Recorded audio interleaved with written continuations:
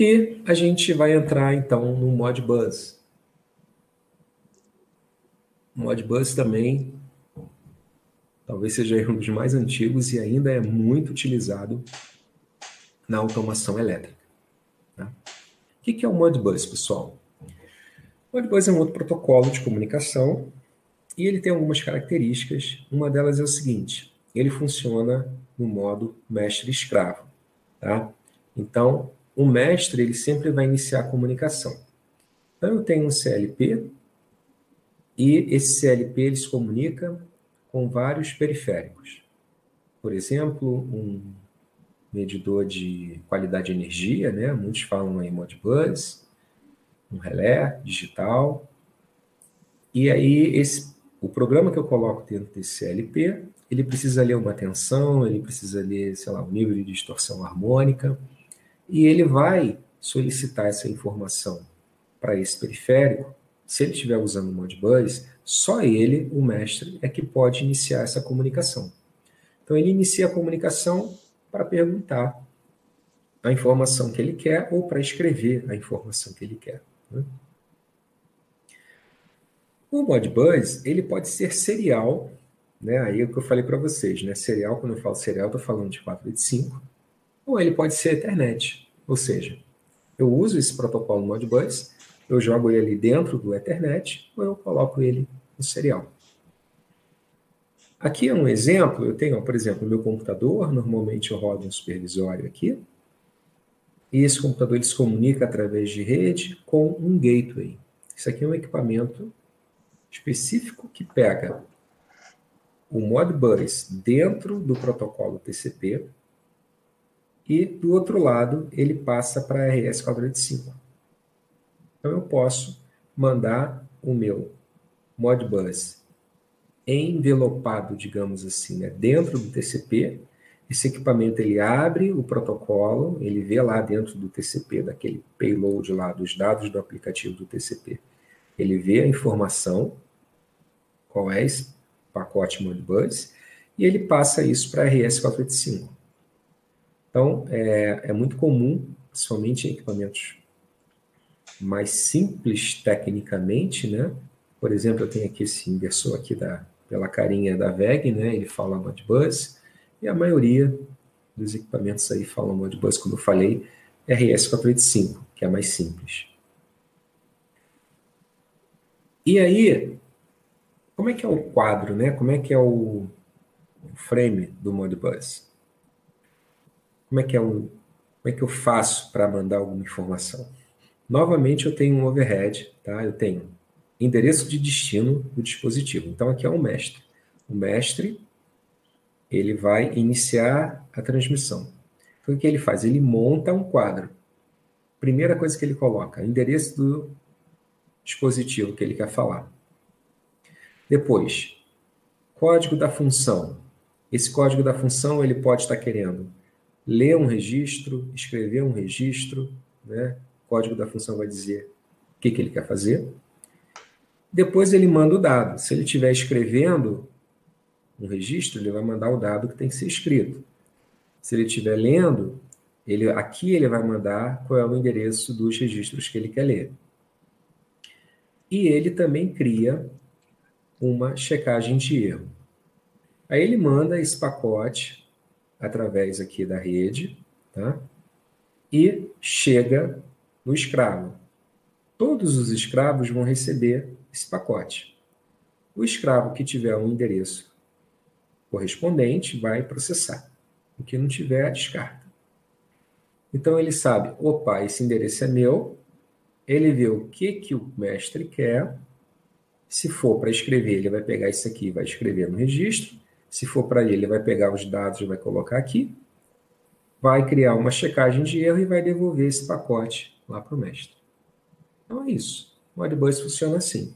Ele é um dos mais simples que tem. E aí, eu falei para vocês, né? A gente pode transmitir o Modbus sobre o 485, o serial, ou sobre a Ethernet. Tem uma pequena diferençazinha aí, de um para o outro. Qual é a diferença? Quando eu transmito no 485, eu tenho que colocar o primeiro byte vai ser sempre o endereço do escravo. Depois eu tenho function code, a gente vai ver a tabela lá, que diz o que eu estou querendo fazer, a informação e o meu CRC, que eu prometi para vocês, a gente vai ver ali na frente o que significa o CRC, mas é uma forma de checar se a informação está correta. O slave ID, ele só tem um byte, o tamanho dele está definido como um byte. Então, se eu tenho um byte, eu posso ter até 256 endereços diferentes. Sendo que o Modbus define que o endereço 0 é broadcast. O que é endereço broadcast? Se o escravo mandar um pacote com o endereço, perdão, se o mestre mandar um pacote com o endereço 0, todos os escravos vão atender, vão ler aquele pacote. Então, ao invés de eu escrever, se eu tiver que escrever o mesmo registro em todos os meus escravos, eu posso mandar um broadcast, porque aí eu mando um só e todo mundo recebe. Beleza. Do endereço 1 até o endereço 247, eu uso para diferenciar. Então, eu posso ter até 247, né? 247 disponíveis. E do endereço 248 até o endereço 255, o protocolo diz que é reservado. Então, se você estiver, sei lá, produzindo, desenvolvendo um equipamento e você quer que esse seu equipamento ele fale protocolo Modbus, você sabe que o endereço do seu equipamento pode ser de 1 até 247. Tá? Você não vai usar o 248 porque é reservado pelo protocolo. E o function code, né? O que é isso? Ele tem 6 valores diferentes, cada um significa alguma coisa. Se vier 1, o mestre está querendo ler um bloco de dados, né? Um bloco de bits do tipo coil, saída discreta. Então, são as saídas, né? Imagina o meu PLC. Ele tem a saída digital dele, que ele quer ligar e desligar alguma coisa. Isso é uma saída tipo coil. Se o meu mestre mandar um pacote com código 1, significa que eu estou querendo ler uma saída. Qual é o valor da minha saída? Se for 2, eu tenho uma leitura de bloco de bits do tipo entradas discretas. Então, são as entradas do meu PLC. Se for 2, eu quero dizer que eu quero ler as entradas. Se for 3, é uma leitura de bloco de registrador, tipo holding. Repara o seguinte, eu tenho registrador holding e registrador tipo input. Qual é a diferença dos dois? Holding é aquele registrador que eu, mestre, eu posso ler e também posso escrever. Isso já é um registrador, pessoal, não é mais uma entrada e uma saída. O registrador, ele tem um valor, por exemplo, valor de tensão, né? Porque o valor de tensão não é só 0 ou 1, é um valor analógico. Então, isso, se eu quiser, o meu relé, por exemplo, digital, que fala Modbus, ele tem um endereço, que é um registrador tipo hold, que tem a minha tensão lá de uma determinada fase, ou de cada uma das fases, né? Então, tem vários registros. Então, hold é um registro que eu posso ler e escrever. E input é um registro que eu só leio. Por exemplo, valor de tensão de fase, eu só leio. Eu não vou escrever um valor de tensão de fase. Mas eu posso, por exemplo, escrever um valor que é, sei lá, no meu controle, eu falei que o meu relé digital ele pode fazer um controle, eu escrevo para ele o seguinte, ó, a cada, sei lá, 3 segundos, você vai acender um LED, você vai piscar uma lâmpada, você vai fazer algum tipo de controle. Então, eu posso escrever aí. E o input, eu só leio. O 5, eu escrevo só uma saída, né? E o 6, eu escrevo só um registrador do tipo hold. Repare que não tem nenhum comando para escrever registrador do tipo input. Agora, não necessariamente o fabricante ele implementa essa diferença de holding e de input. Tá? Por exemplo, o relé da Pextron, ele fala, né, a maioria, pelo menos um determinado modelo lá, a partir de um determinado modelo, ele fala RS485, e se você quiser ler a tensão de uma fase, você vai mandar um comando 3, né, leitura do bloco hold. Por quê? Porque o fabricante escolheu fazer dessa forma.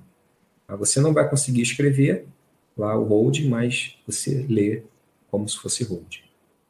Depende muito de como o fabricante implementou.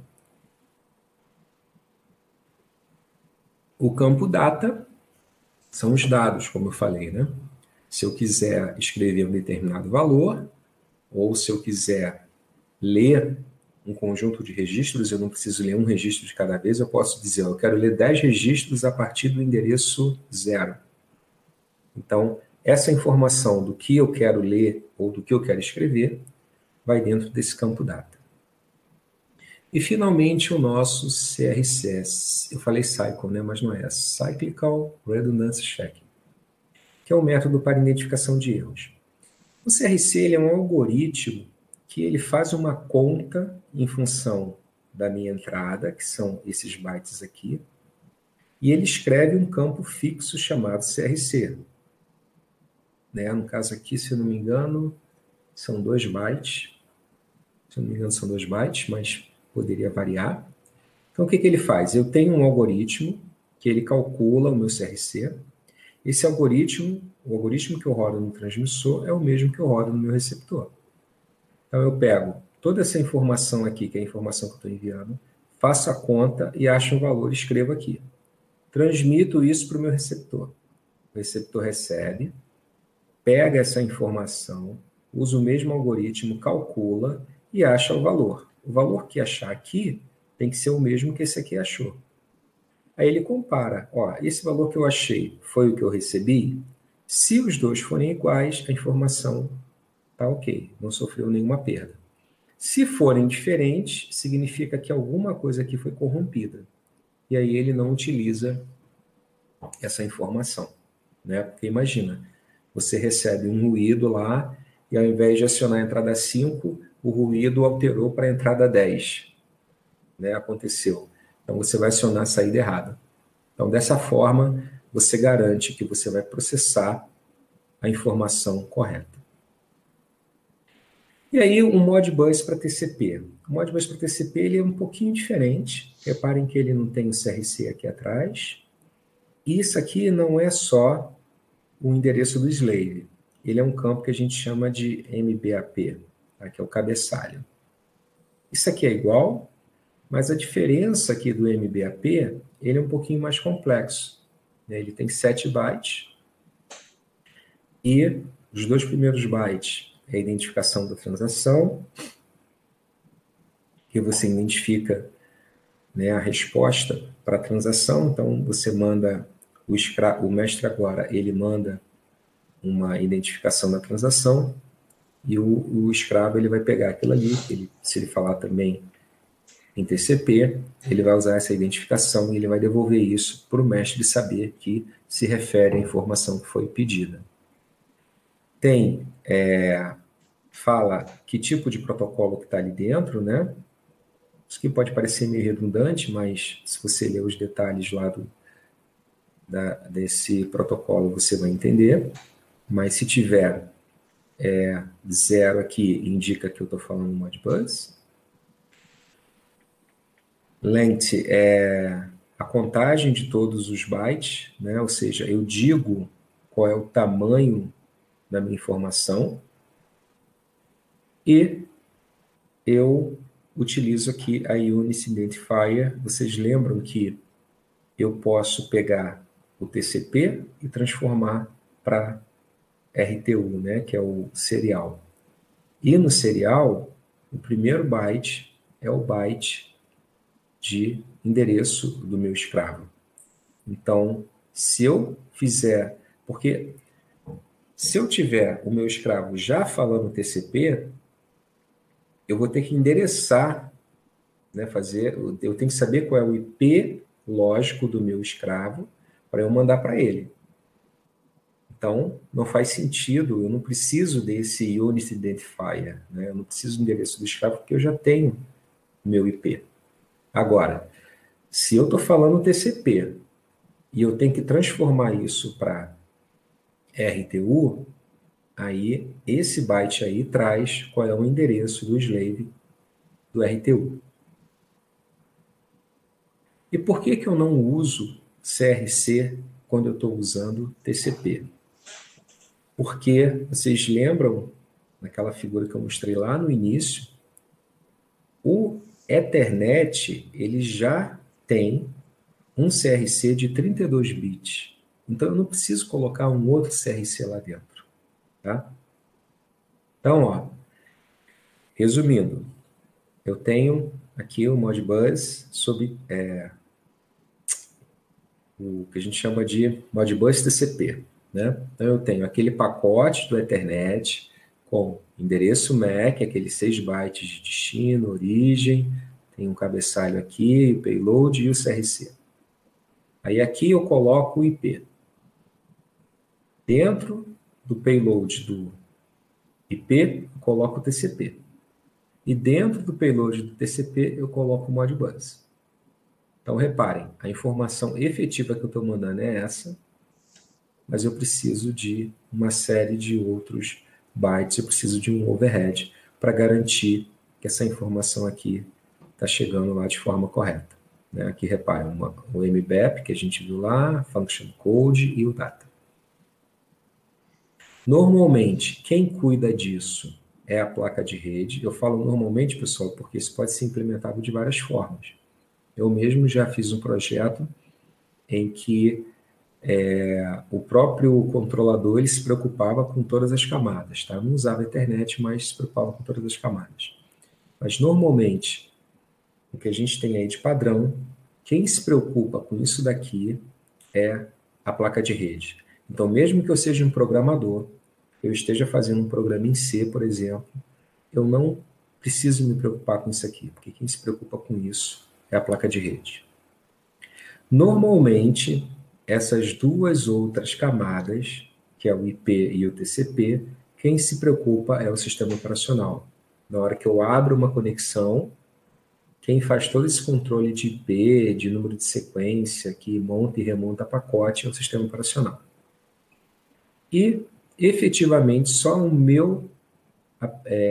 a camada aqui, que é o Modbus, é que é o meu aplicativo, né, que se preocupa. Então, na verdade, o meu aplicativo, o que eu estou escrevendo em C e etc., ele vai montar esse quadro e ele joga para o sistema operacional, né, a partir de uma conexão que faz todo esse empacotamento aqui. E aí, pessoal, características assim do Modbus, né? Como eu falei, ele funciona no modo mestre-escravo. Só o mestre inicia a comunicação. Eu só posso ter 246 endereços, né? Então, eu só posso, por rede, eu só posso ter no máximo 246 slaves. Ele pode ser serial ou pode ser Ethernet. São as características básicas do Modbus. Só que, o que aconteceu? Como eu falei, o Modbus foi um dos primeiros, continua sendo muito utilizado pela simplicidade, pelo custo. Você pode, se você criar um produto seu, você pode implementar o Modbus, você não precisa pagar royalties para ninguém. E se você criar um produto, eu aconselho a procurar na internet, porque você encontra milhares de coisas já prontas com o Modbus. Modbus para PIC, Modbus para Arduino, para Raspberry Pi, para processador ARM, para PC. Você encontra Modbus de tudo quanto é jeito, gosto, sabor diferente, você já encontra pronto. Tá? É uma coisa que, assim, que já é domínio público há muito tempo. Então, economiza muito tempo, inclusive você procurar coisas aí de abertas, né? Se você tiver que aplicar. Mas devido a essas limitações, nessas características, a pessoa evoluiu. Por exemplo, veio o DNP3, que é, né, protocolo de rede distribuída.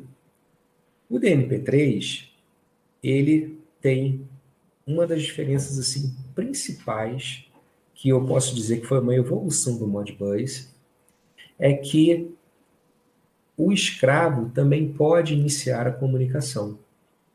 Então imagine o seguinte, qual é a grande vantagem disso, né? Eu tenho um PLC que está controlando um sistema elétrico, por exemplo.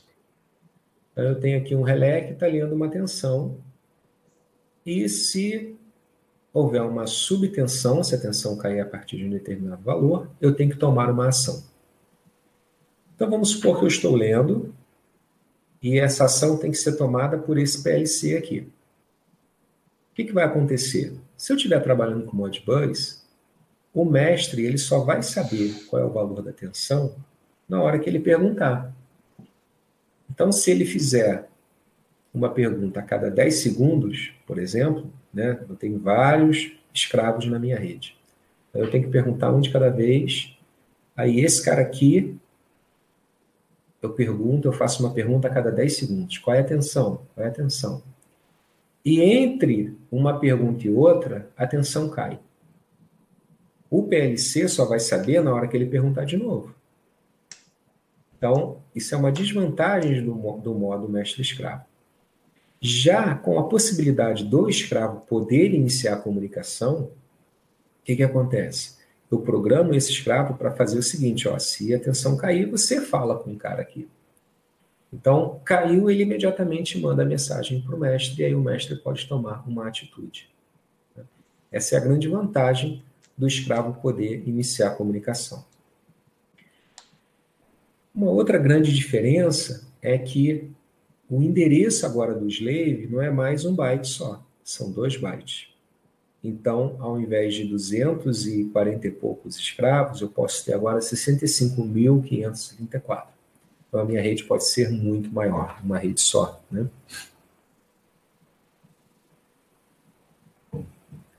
Também pode ser serial ou Ethernet.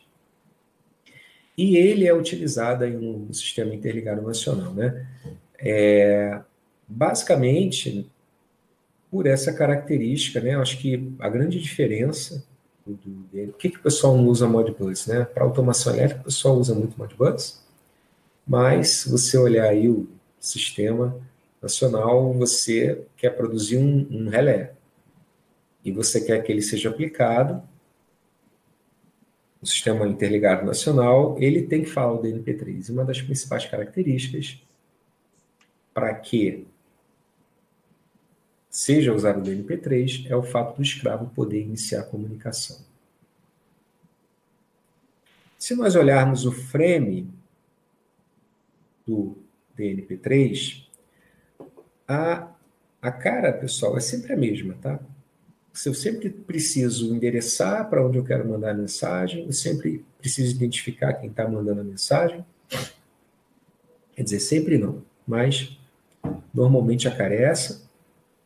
E aí eu tenho aqui, vou ter um controle de dados, ó, endereço. Isso aqui, na verdade, se a gente, não sei se dá para ver bem, mas está escrito assim, start 05 e start 064. Eu tenho que mandar um byte 5 e um byte 64, isso aqui em hexa, né?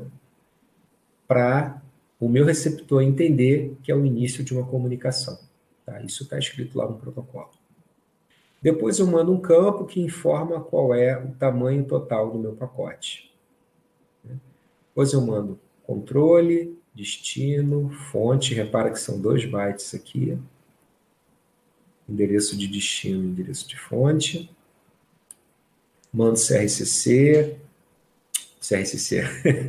mando CRC, depois eu mando o meu primeiro bloco de dados, o meu segundo bloco de dados, todos eles com CRC também. Tá? Então, essa é a cara do DNP3.